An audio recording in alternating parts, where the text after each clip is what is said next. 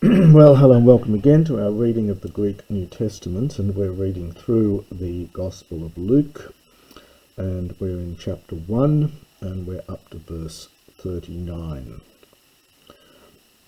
So here Mary visits Elizabeth. Anastasa de Miriam entais hemerais tautais, et paruthe ten orenen metaspudes es polin Iuda. Kai es elten es ton oikon Zachariu kai es basato ten Elisabeth. Now Anastasa is having arisen from anhistemi. It's one of Luke's favourite words. He uses it quite a lot. It's used about 60 times in Luke. So Miriam, or Mary, having got up, having arisen in those days, she went as ten Orenan. This is the hill country. You can see the Oros root of mountain here. So the Orene is the hill country, the mountainous country. Metaspudes, with haste, into the city of Judah. Well, it's either not declined at all here, or perhaps it's a Doric genitive. And she came into the house of Zechariah, and she greeted, from Aspasdamai, she greeted Elizabeth. Kai egenetohos ekusen ton aspasmon tes Marias, he Elizabeth, eskertasen tobrepos en te koilia autes, kai eples the pneumatus hagiu he Elizabeth. And she went into the house of Zechariah and greeted Elizabeth. This is from Aspasdamai. And it came to pass that when Elizabeth heard the greeting of Mary, now the brephos is the unborn child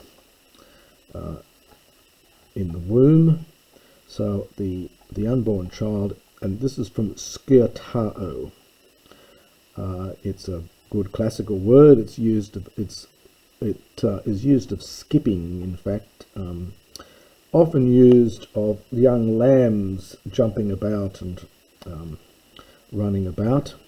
So it's often just translated as leapt, but it is a good classical word, as I said, used often in the pastoral setting of leaping about and jumping about.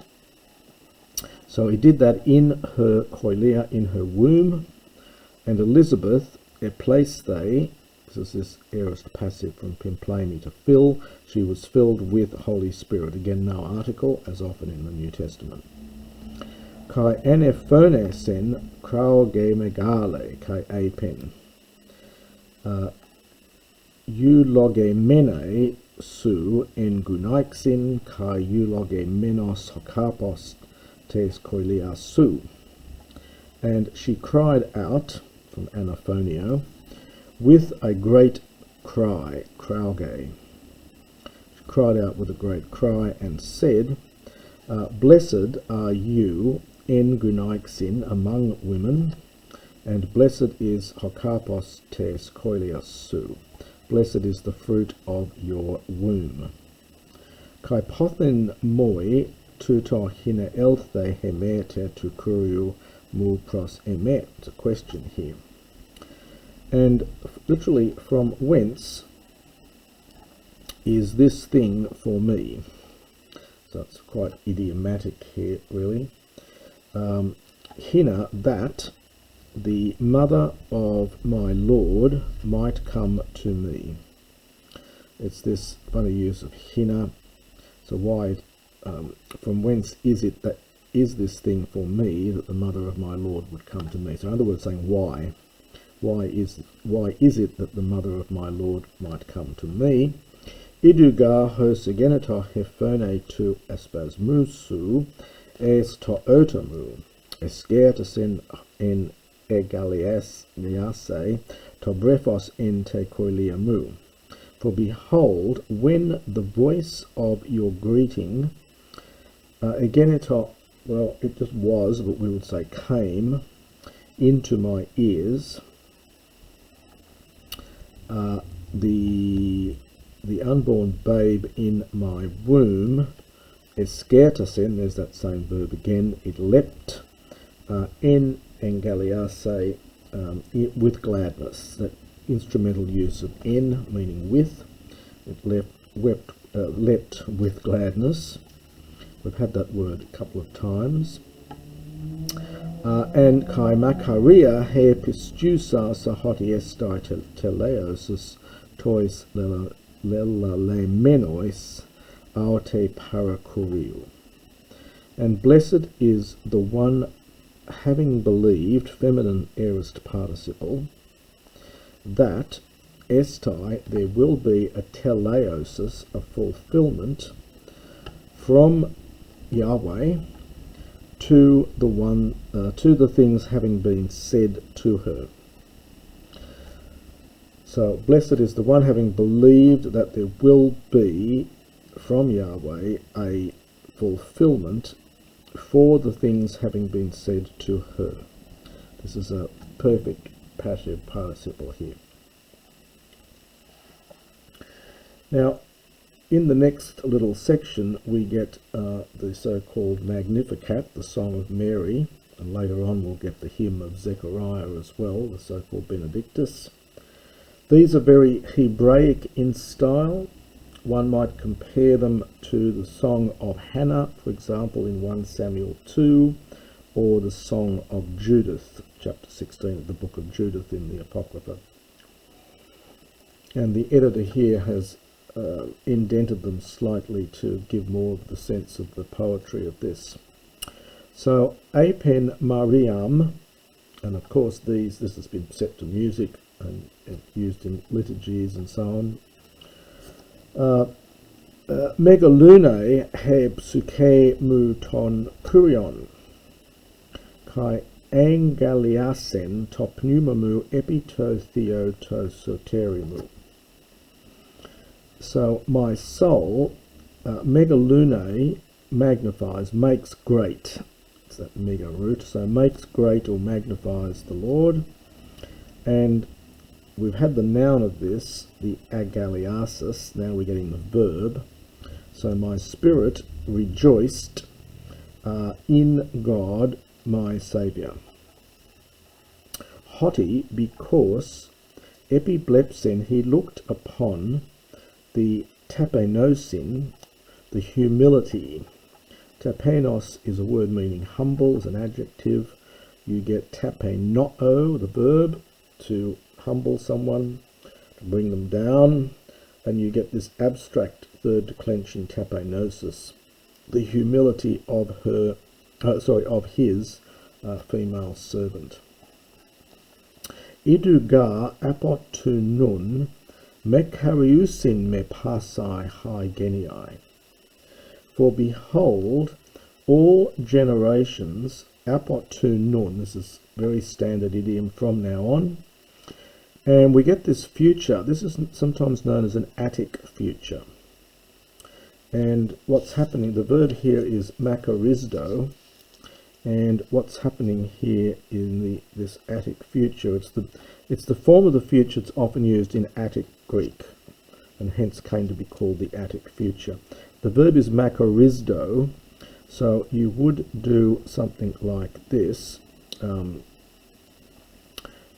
It will be makorisusi, and what happens is that the sigma drops out and this contracts. Well, in fact, not quite so. It's makoriz eusi, and the sigma drops out and you get a contraction here, and you just get this form makari usin. Anyway, that's what happens, and so this is what's called an Attic future form. You don't get too many of these in New Testament Greek, and the fact that it's an Attic future here, you do get them in the Septuagint as well, but anyway, there it is. So it will bless me, will regard me as blessed. So all generations, behold, all generations from now on will regard me as blessed. because dunatos, the mighty one, usually used in the Septuagint only of men, but here it must be referring to God, the mighty one has done, megala, neuter plural here, great things for me, or to me. Kai hagion to onoma autu, and holy, you have to understand some sort of imperative, may his name be holy. And again, we must understand some sort of imperative here. May his mercy, understand, be eis genias kai genias, from generation and generation. So we'd say from generation to generation, for the ones fearing him. Dative plural participle. Epoies en kratos en brachioniautu. This is quite Hebraic here. It's something like he has done kratos, a mighty deed. Again, that use of en meaning with his forearm. So he has performed mighty deeds with his arm, literally forearm. For brachion is the form of this, if you're looking it up. Diascorpisen huper ephanus dianoiai cardias auton. This is from diascorpisdo, to scatter, quite a common word. So he scatters the huper ephanus. This is quite a common word in the New Testament. It means the arrogant or the proud ones. In the thought or in the imagination, often translated as imagination, of their heart. Kathalen dunastas apothronon kai hupsos in tepenus. Now the kathalen, there's that verb hyreo again. The aorist stem is hell, and then it gets, in a funny augment, becomes halon in the aorist, and this is kata plus halon. So he's pulled down the dunastas. This is accusative plural in the first declension noun dunastes, the mighty rulers, ones who've got dunamis, the ones who have power, from the thrones, and he exalts, he lifts up on high from hoops o'o, tapenus. Well, there's the adjective. We had tapenosin up here, and now we get the adjective being used with an article in place of a noun here. So he elevates the humble.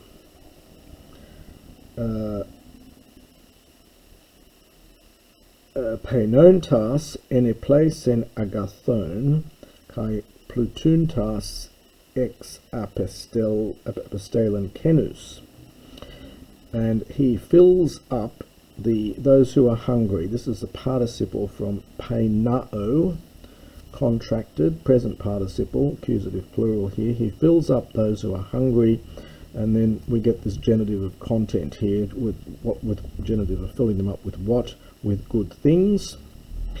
And apostelen, he sends those who are wealthy, from plutio, away. He sends them out away. We get a compound of ek plus apo plus stello. So he sends them out kenus, empty. Kai antilabeto Israel paidos autu mnesthenai elius. This is a funny verb here. It's literally to take someone by the hand. It's from anti and lambano. So to take hold in order to support.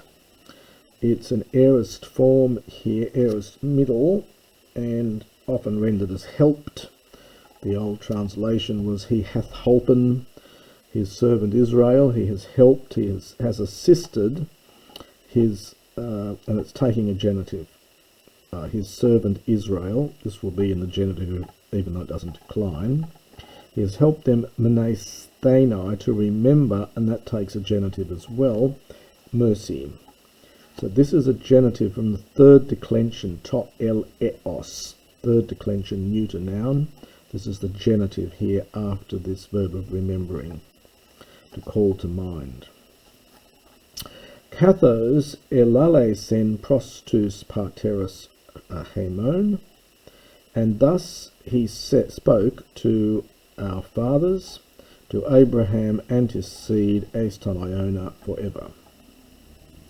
And that's the end of the Magnificat.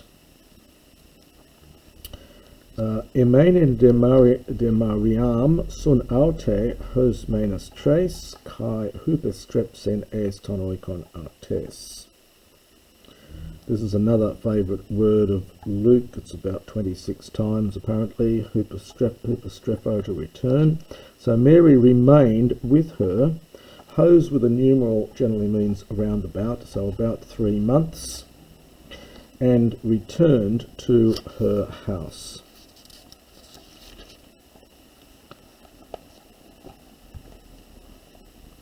The next little section is on the birth of John the Baptist. Te de Elizabeth eples de hochronos tu tekein auten kai egene sen huion. And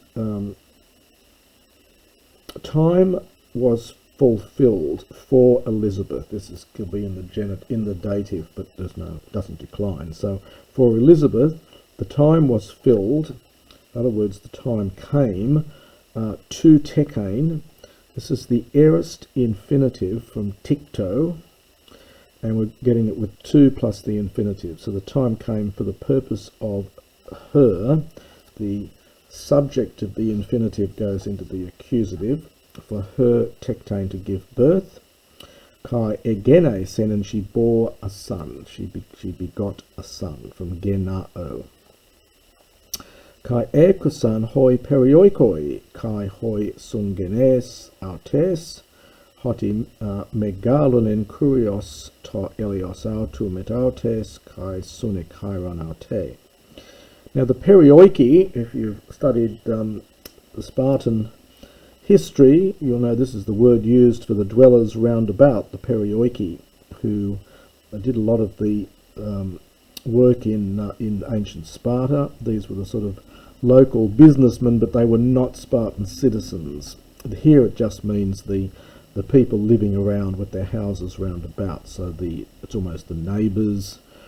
So those living around her heard, and also her sungenes, her relatives, that kurios, no article again, which I think you should always translate as Yahweh in this context, that Yahweh emegalunin had increased or made great his mercy with her, kai sun e kairon, and they rejoiced with her. From Cairo, I rejoice, and it's sun Cairo, rejoiced with her.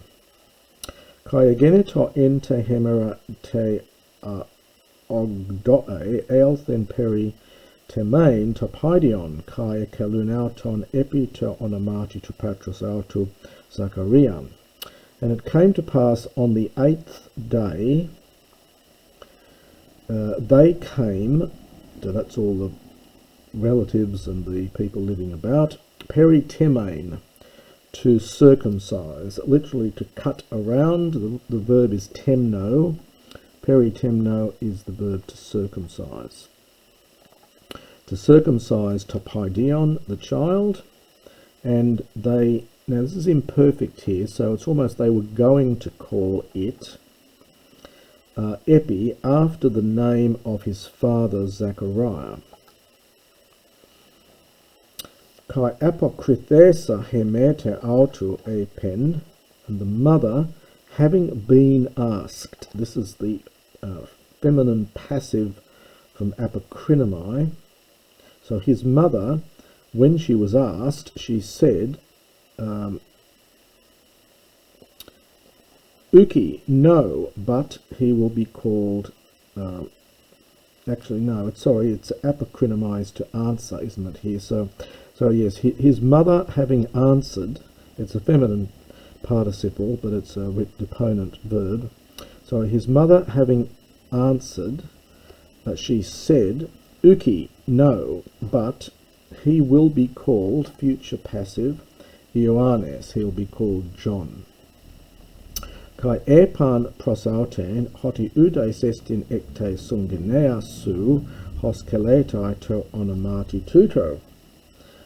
And they said to her, and then again we get inverted commas, hoti recitative, there is no one from your sungeneas, from your relatives, or from your relation, from your family, who keletai is called, passive here, by this name. En enuon de ter patriautu totian theloi kelestai auton. This is from en nuo. We had dia nuo to nod or to make signs, and this is just a variation of this, but this only occurs here in the New Testament. So they made signs to his father, toti, whatever thing he might wish it, that's the child, kalesthai, to be called. So they made signs to his father as to what he might wish it to be called. Kai aitesas pinakidion egrapsen legon. And having asked for a pinakidion is a waxed tablet. A pinax is a tablet. This is a diminutive of this, pinakidion. It's a tablet on which you could write in wax, and you could reuse the thing by just remelting the wax on it. So having asked for a wax tablet, egrapsen, he wrote legon, saying, Ioannes estin onoma autou. His name is John. Kai ethaumasen pantes, and everyone was amazed. Kai an iokthe de tostoma autou parakrema kai heglosa autou. Kai elale eulegon ton theon. Now, just enjoy this amazing verb form here. This is from an oigo, is the verb. Originally oignumi, but you get an oigo. And it was a compound. There was an oignumi, regularized as oigo, and it is a compound. And funny things happened to this verb. This was being hacked around even at the time of Xenophon. You can see here we're getting a double augment. So this is being augmented to omega iota goes subscript, and then we get another augment as well. And you do see in some places where you actually get a triple augment, where this augments as well. Here, two will suffice. So it's one of those verbs that gets knocked around a bit in Greek, especially in the Septuagint. And his mouth, I should say, was opened. This is the aorist passive. Parakrema, forthwith, immediately. And his tongue, so his mouth and his tongue was immediately opened. And elale, imperfect, he began to speak, eulogon ton theon, praising or blessing God, I should say, eulogio, to bless. This is a participle here, contracted. And phobos, fear, egenetok, came upon all the perioikuntas autus, all those ones who were dwelling around. Now we had perioikoi back up here as the noun, and now we get this verb. A lot of writing does this. It's meant to call to mind a form that you've just had earlier on, either in a noun or in some other sense. And so here we get the noun, perioikio. So fear came upon all those who were dwelling around, and in the whole of the Orenos, again we had that word before, mountain region of Judea. And in all the mountain region of Judea, panta tarema to tauta, all of these words, possibly things here, all of these things, dia leleta, this is passive. We've got a neuter plural subject, singular verb. So all of these things, possibly words, were being discussed. and kai ethento pantes hoi accusantes ente curia auton legontes ti araton paidion tuto estai kai ga cer curiu ein met autu. And all those hearing, this is middle from Tithami, they placed, we have to understand all these words, in their heart, saying, Ti ara, what then, just enjoy the particle here, what then will this child be? And we get explanatory ga for, we'll just say for, the hand of Yahweh was upon him, or was with him, sorry. The hand of Yahweh was with him. And that will do for this recording, and we'll continue on with the prophecy of Zechariah, the so-called Benedictus, in the next recording.